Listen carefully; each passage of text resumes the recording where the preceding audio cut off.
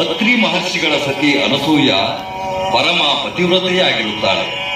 ಅವಳ ಪಾತಿವ್ರತ್ಯವನ್ನು ಪರೀಕ್ಷಿಸಲು ಬ್ರಹ್ಮ, ವಿಷ್ಣು, ಮಹೇಶ್ವರರು ಸನ್ಯಾಸಿಗಳ ವೇಷದಲ್ಲಿ ಅತ್ರಿ ಮಹರ್ಷಿಗಳ ಆಶ್ರಮಕ್ಕೆ ಬಂದು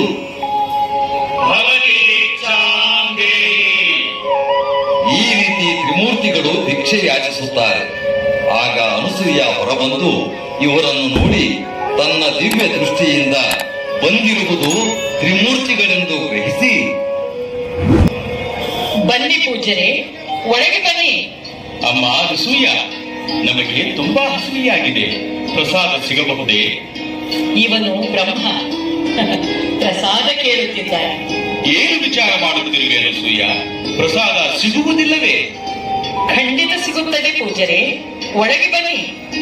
ಬರುತ್ತೇವೆ, ಆದರೆ ನಾವು ಪ್ರಸಾದ ಸೇವಿಸಬೇಕಾದರೆ ನಮ್ಮದೊಂದು ಪದ್ಧತಿ ಇದೆ, ಅದಕ್ಕೆ ನೀನು ಬದ್ಧಳಾಗಬೇಕು. ಇವನು ವಿಷ್ಣು ಏನೋ ಬೇಡಿಕೆ ಹಾಕುತ್ತಿದ್ದಾನೆ. ಹೇಳು ಅನಸೂಯ, ನಮ್ಮ ಪದ್ಧತಿಗೆ ನೀನು ಬದ್ಧಳೆ? ನಿಮ್ಮ ಅದಾವ ಪದ್ಧತಿಗೆ ನಾನು ಬದ್ಧಳಾಗಬೇಕು, ಹೇಳಿ ಪೂಜ್ಯರೇ. ನೀನು ನಿರ್ವಾಣ ಸ್ಥಿತಿಯಲ್ಲಿ ನಿನ್ನ ಕೈಯಾರೆ ನಮಗೆ ಪ್ರಸಾದ ತಿನ್ನಿಸಬೇಕು.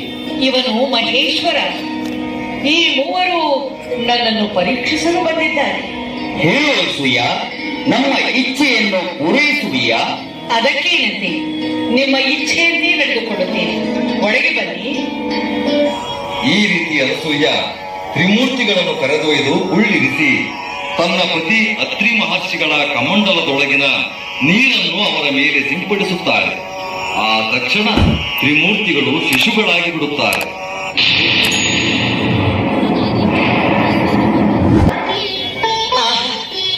ಎಷ್ಟು ಮುದ್ದಾಗಿವೆ ಮಕ್ಕಳು. ಜಗತ್ಪಾಲಕರಾದ ಬ್ರಹ್ಮ, ವಿಷ್ಣು, ಮಹೇಶ್ವರರೇ, ನನ್ನ ತಾಯಿತನದ ಕೊರತೆಯನ್ನು ನೀಗಿಸಲು ನೀವೇ ನನ್ನ ಮಕ್ಕಳಾದಿರ. ನಾನು ಧನ್ಯಳಾದೆ. ಹಸು ಕಂದ ಮಗಳ ಮುಂದೆ ತಾಯಿಗಾವ ಸಂತೋಷ. ಇದು ನಿಮ್ಮ ಇಚ್ಛೆಯಂತೆ ನಿರ್ವಾಣಳಾಗಿ ನಿಮಗೆ ಪ್ರಸಾದ ತಿನ್ನಿಸಿ ಆನಂದಿಸುತ್ತೇನೆ. ಈ ರೀತಿ ತ್ರಿಮೂರ್ತಿಗಳು ಮಕ್ಕಳಾಗಿ ಅನಸೂಯಳ ಆರೈಕೆಯಲ್ಲಿ ಆಶ್ರಮದಲ್ಲಿರುವ ವಿಷಯ ನಾರದರಿಂದ ಜಗನ್ಮಾತೆಯರಾದ ಲಕ್ಷ್ಮಿ, ಸರಸ್ವತಿ, ಪಾರ್ವತಿಯರಿಗೆ ತಿಳಿಯುತ್ತದೆ. ಆ ಕೂಡಲೇ ಜಗನ್ಮಾತೆಯರು ಅನಸೂಯಳ ಬಳಿ ಬಂದು, ಅಮ್ಮ ಅನಸೂಯ, ನಿನ್ನನ್ನು ಪರೀಕ್ಷಿಸಲು ಬಂದ ನಮ್ಮ ಗಂಡಂದಿರು ನಿನ್ನ ಪಾತಿವ್ರತ್ಯದ ಪ್ರಭಾವದಿಂದ ಮಕ್ಕಳಾಗಿ ನಿನ್ನ ಬಳಿ ಇದ್ದಾರೆ. ದಯಮಾಡಿ ನಮ್ಮ ಗಂಡಂದಿರಿಗೆ ಮೂಲ ರೂಪ ಕರುಣಿಸಿ ನಮ್ಮ ಜೊತೆಗೆ ಕಳಿಸಿಕೊಡು. ಮಹಾಲಕ್ಷ್ಮಿ, ಜಗನ್ಮಾತೆಯರಾದ ನೀವು ನನ್ನಲ್ಲಿ ಬೇಡಿಕೊಳ್ಳಬಾರದು. ಕೊಂಚ ಕಾಲ ನನ್ನ ತಾಯ್ತನದ ಬಯಕೆ ತೀರಿಸಲು ತ್ರಿಮೂರ್ತಿಗಳು ನನ್ನ ಮಕ್ಕಳಾಗಿದ್ದಾರೆ. ಅಷ್ಟು ಸಾಕು ನನಗೆ. ನನ್ನ ಜನ್ಮ ಸಾರ್ಥಕವಾಯಿತು. ಇದು ಈ ಕೂಡಲೇ ನಿಮ್ಮ ಗಂಡಂದಿರಿಗೆ ಮೂಲ ರೂಪ ಕೊಡುತ್ತೇನೆ.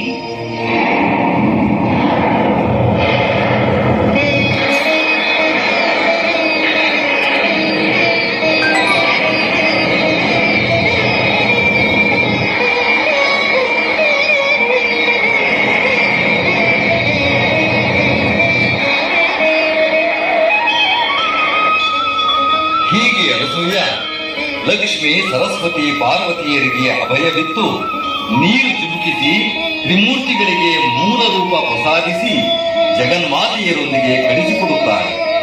ಅಂದಿನಿಂದ ಅನಸೂಯ ಮಹಾಸತಿ ಅನಸೂಯ ಎಂದು ಪ್ರಖ್ಯಾತರಾಗಿದ್ದಾರೆ. ಇವಳ ಮಾನವ ತನಯನೇ ದತ್ತಾತ್ರೇಯ.